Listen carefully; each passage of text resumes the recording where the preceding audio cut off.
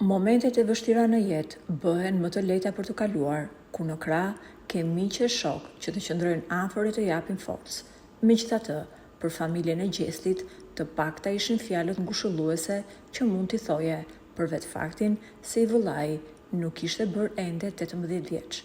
Çfarë mund t'i ngushëlloj prindit në këtë rast? Po vëllain dhe motrën. Vështirë se mund të gjesh fjalët e duhura. Por ajo që u etiketua si një veprim, as pak etik dhe i ullët, ishte momenti kur gjatë funeralit, që normalisht duhet të shoqërohet me heshtje dhe dinjitet, qindra të rinj nxorën telefonat duke fiksuar momentin kur Egli ngushëllonte Gjestin. Ndoshta harruan se Gjesti nuk ishte në Big Brother, por kishte humbur një pjesë të shpirtit të tij. Kamerat e telefonave u ngritën për të fiksuar këtë moment. Por shumë ndryshe ka vepruar reperi Don John.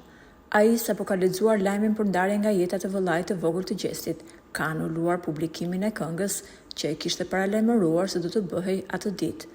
Ai tha se nuk mund ta publikoj kurrësi këngën në këtë moment kaq të vështirë për familjen e Gjestit. Pas këtij vendimi, ai shkroi: "Ngushëllime të përzemërta familjarëve të kolegut Gjesti. Zoti ju dhasht forcë dhe durim." Po ju, si e shihni këtë sjellje të rinjve gjatë momenteve kaq të ndjeshme?